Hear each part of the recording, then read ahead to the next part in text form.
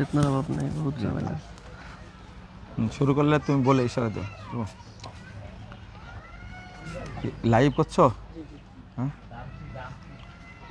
আসসালামু আলাইকুম ওয়া রাহমাতুল্লাহি ওয়া বারাকাতুহু। বিসমিল্লাহ, আলহামদুলিল্লাহ, ওয়াসসালাতু ওয়াসসালামু আলা রাসূলিল্লাহ, আম্মা বাদ।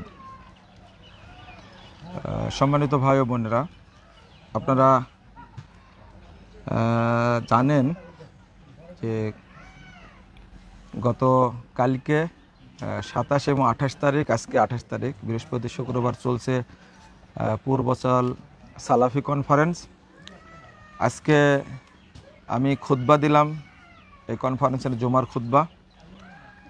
এই খুতবা শোনার জন্য এসেছেন আমাদের এক ভাই শেখ মুফতি মারুফ কাসেমি। আপনারা এই যে মিডিয়ায় অনেক কথা শুনছেন, আমার কাছেও কিছু কথা আসে। আলহামদুলিল্লাহ, অনেক ভাই এইভাবে দ্বীনি দাওয়াত পেয়ে নিজের বুঝটা সংশোধন করে, ঠিক তেমনি আমাদের ভাই আলেম মানুষ এবং বুঝদার মানুষ, তিনি বুখারিজ দার্স দিতেন, 3-4টা প্রতিষ্ঠানের সাথে জড়িত ছিলেন। কিন্তু আমাদের ভাই মুফতি মারুফ কাসেমি এখন নির্যাতনের শিকার। দেখুন আল্লাহর রহমতটা কেমন একটু চিন্তা করুন, যে আগের বুঝটা তিনি আহলে হাদিস আলেমদেরকে নিয়ে বা বড় বড় বিদ্বানদেরকে নিয়ে অনেক কথা বলেছেন। আজকে তার বুঝটা সংশোধন হওয়ার কারণে তিনি আমাদের কাছে আসছেন। আলহামদুলিল্লাহ, আজকে খুতবা শুনছেন এখানে। আমি তো হতবাক, খুতবার সময় জানতে পারিনি, পরেও জানতে পারিনি। আমি যখন বের হচ্ছে এখান থেকে, তখন এক ভাই গিয়ে বলছেন যে মুফতি মারুফ কাসেমি আসছেন।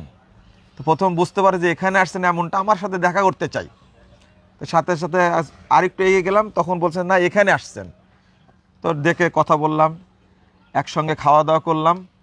তো মনে করলাম যে আপনাদের সাথে কথা বলার জরুরি। আগের যে বিষয়গুলো হয়েছে, আমি যেটা বলি, আল্লাহ রাব্বুল আলামিন বলছেন ফামান তাবা ওয়া আমানা ওয়া আমিলা আমালান সালিহা ফাউলাইকা ইউবাদদিলুল্লাহু সাইয়্যাতিহিম হাসানাত। যারা সংশোধন হবে, ঈমান আনবে, আমলে সলেহ করবে, আল্লাহ তাদের পূর্বের ত্রুটিগুলোকে নেকি দ্বারা পরিবর্তন করে দেবেন। এটা আল্লাহর বড় রহমত। তো আমরা তারকে পেয়ে আনন্দিত, তার সাথে ভালো আচরণ করব, কিন্তু উল্টাটা যাদের কাছে এতদিন খেদমত করেছেন, তার মাদ্রাসায় হামলা হয়েছে এবং তাকে প্রতিষ্ঠান থেকে বহিষ্কার করেছে। তো ইতিহাসে এরকম ঘটনা অনেক আছে। আমি মনে করি আল্লাহ রাব্বুল আলামিন তার ইলমে বারাকা দিবেন ইনশাআল্লাহ। তিনি দাওয়াতি কাজ করবেন মানে স্বাধীন গতিতে। আমরা ফুল আহলে হাদিস যারা আছি, সালাফি যারা আছি, আমরা এই ভাইয়ের পাশে থাকবো ইনশাআল্লাহ। আমি আমাদের মাস্কো গ্রুপের চেয়ারম্যান এবং সবুর সাহেবকে বিষয়টা জানালাম। তো উনিও মনে একটু কষ্ট পেলেন, জিজ্ঞেস করলেন বাড়ি কোথায়, কতগুলো জেনে নিলেন। আমরা আছি, এই যে নির্যাতনের শিকার হওয়া, এটাও কিন্তু একটা নবীদের সুন্নাত। আমরা নিজেরাও প্রোগ্রাম করতে গিয়ে ইট পাটকেলের শিকার হয়েছি, প্রোগ্রাম বন্ধ করে দিয়েছে। তো মারুফ ভাইয়ের প্রতি এরকম হবে কিছুদিন, এটা স্বাভাবিক, কিন্তু আল্লাহ পরবর্তীতে ইনশাল্লাহ ভালো একটা জায়গা করে দেবেন ইনশাল্লাহ। আমি গতকালকে শুনছি যে আমার সাথে দেখা করতে চান। আমি সাথে সাথে বলেছি আগামী রবিবার থাকবো দারুল হুদাতে, সেখানে গেলে সাক্ষাৎ হবে, কথাবার্তা হবে। আমাদের পথ খোলা, আলহামদুলিল্লাহ।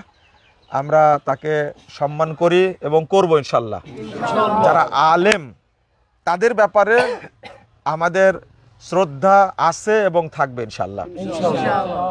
আর যারা আমার আলোচনাটা শুনছেন, বাংলাদেশের যেখানেই যাবে আমাদের মারুফ ভাই, সেখানে তার নিরাপত্তা দেওয়ার দায়িত্ব আপনাদের। প্রথমত আল্লাহর কাছে দোয়া, আল্লাহর কাছে রহমত চাই, আল্লাহর কাছে নিরাপত্তা চাই।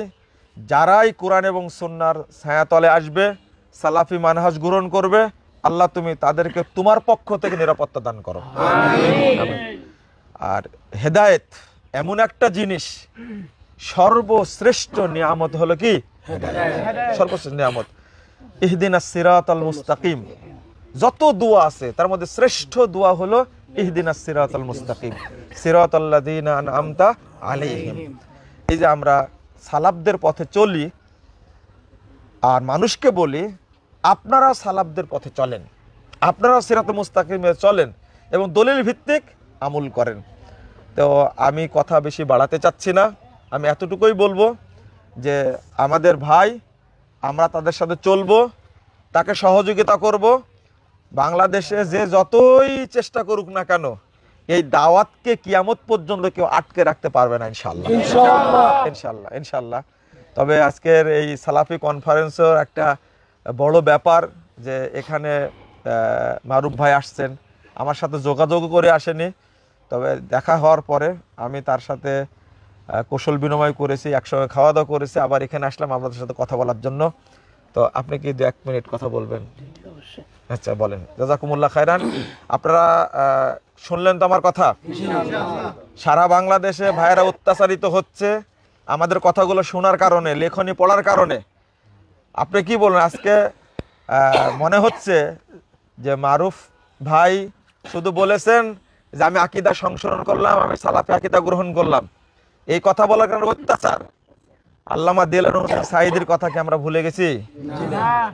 জেলখানায় আমার সাথে দেখা হলো, জেলে যাওয়ার 1 বছর আগে তিনি আমার বইটা পড়ে, জাল হাদিসের কবলে রাসূল সাল্লাল্লাহু আলাইহি ওয়াসাল্লাম সালাত, বইটা পড়ে তিনি 9 পৃষ্ঠার একটা পত্র লিখলেন আমার কাছে।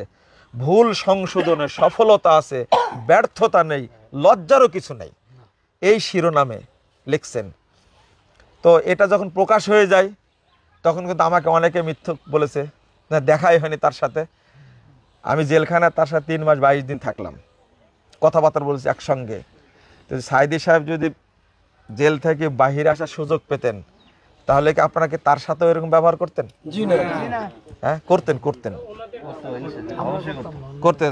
সাঈদী সাহেবকে আপনারা মুরতাদ বলতেন, সাঈদী সাহেবকেও আপনারা করতেন না। কিন্তু এই যে যারা কোরআন হাদিস না মেনে মানুষের রায় মেনে চলছে, তারাই কিন্তু তাকে গালাগালাজ করতো।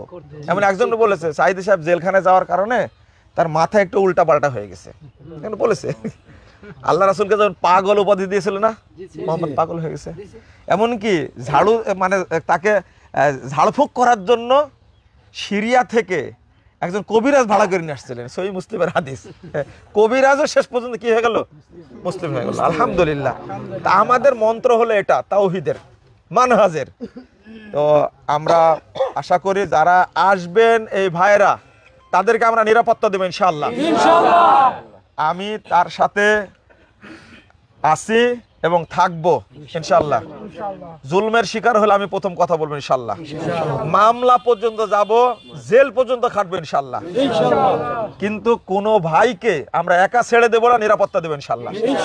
জাযাকুমুল্লাহ খায়রান ওয়া বারাকাল্লাহু ফিকুম। আরব ভাই দুটো কথা বলেন আপনি সংক্ষেপে।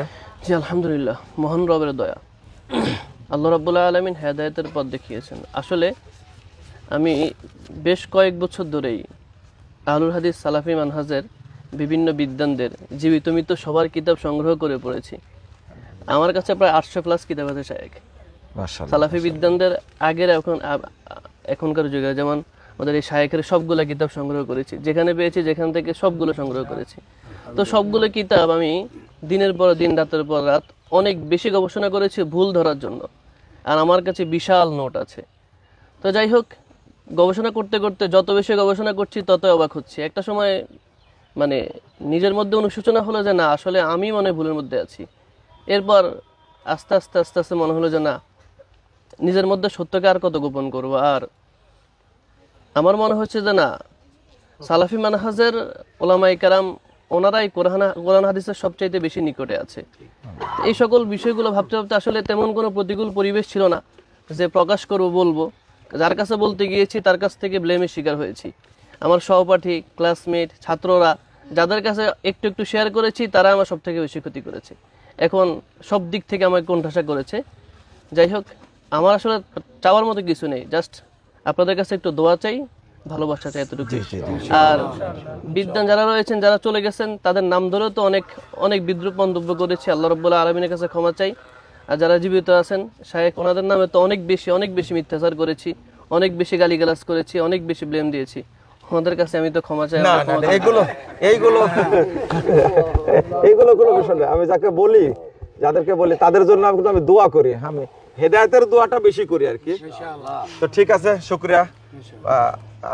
আমার সাথে এখন কথাবার্তা হবে, যে কোনো সমস্যা যাই হোক না কেন আমরা পাশে থাকবো ইনশাআল্লাহ।